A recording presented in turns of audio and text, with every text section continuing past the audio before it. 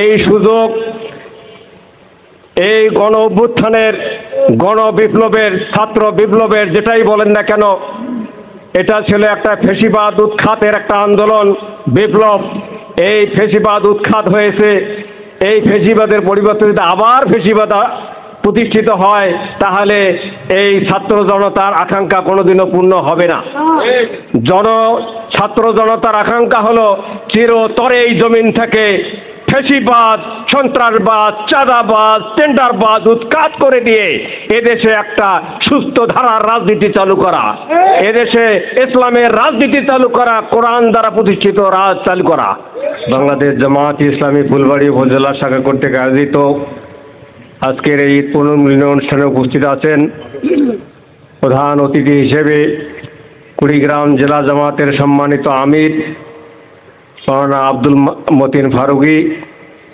বিশেষ অতিথি হিসেবে উপস্থিত আছেন মাওলানা আব্দুল হামিদ, সহকারী সেক্রেটারি কুড়িগ্রাম জেলা জামাত, উপজেলা নেতৃবৃন্দ, আবার সামনে জামাত ইসলাম বিভিন্ন পর্যায়ের নেতা করিম ভাইরা, আসসালামু আলাইকুম ওয়া রাহমাতুল্লাহ।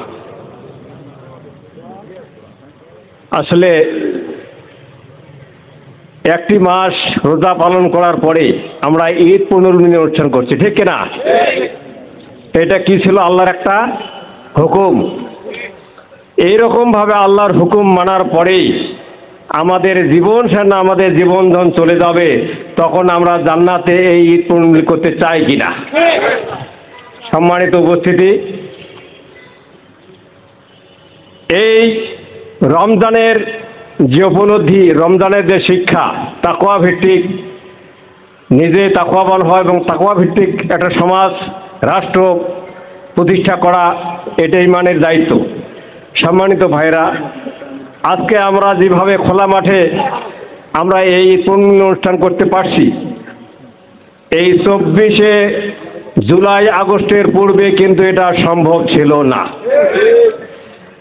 24 জুলাই আগস্টের আন্দোলনের মাধ্যমে, বিপ্লবের মাধ্যমে জামায়াতে ইসলামীর খোলামেলাভাবে জনগণের সামনে আসার সুযোগ হয়েছে, গণমানুষের সামনে আসার সুযোগ হয়েছে।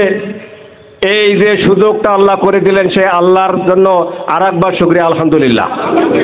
সম্মানিত ভাইরা, এই সুযোগ এই গণ অভ্যুত্থানের গণ বিপ্লবের ছাত্র বিপ্লবের যেটাই বলেন না কেন, এটা ছিল একটা ফ্যাসিবাদ উৎখাতের একটা আন্দোলন বিপ্লব। এই ফ্যাসিবাদ উৎখাত হয়েছে, এই ফ্যাসিবাদের পরিবর্তে যদি আবার ফ্যাসিবাদ প্রতিষ্ঠিত হয় তাহলে এই ছাত্র জনতার আকাঙ্ক্ষা কোনোদিনও পূর্ণ হবে না।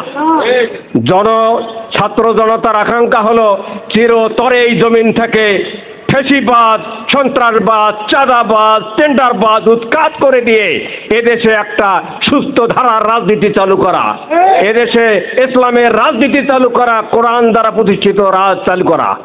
সম্মানিত ভাইরা, আসুন আমরা একটা স্লোগান দিতে চাই, একটা জিনিস আমরা বলতে পারি যে আমরা সব রাজনৈতিক দল দেখেছি এই 53-54 বছরে দেশ স্বাধীন হওয়ার পরে। আমরা পাকিস্তান আমলে আমরা দেখেছি আইয়ুব খানের শাসন, শেখ মুজিবের ভাষণ, জিয়া কেটেছে খাল, এরশাদের নানান তাল, ফখরুদ্দিন মঈনুদ্দিন ঘোড়ার ডিম, শেখ হাসিনার নাটক শেষ, জামায়াতে ইসলামীর বাংলাদেশ। আসুন আমাদের সংগ্রাম হবে এদেশে, আমাদের সংগ্রাম এখন থেকে সংগ্রাম এদেশে কোরআন প্রতিষ্ঠার সংগ্রাম। সম্মানিত ভাইরা, এজন্য আপনাদেরকে সকলকে ঐক্যবদ্ধভাবে দৃঢ় পদক্ষেপে এগিয়ে আসার উদাত্ত আহ্বান জানিয়ে সকলকে আবারও সালাম এবং ঈদের শুভেচ্ছা জানিয়ে আমি আমার কথা শেষ করছি। আসসালামু আলাইকুম ওয়া রাহমাতুল্লাহ।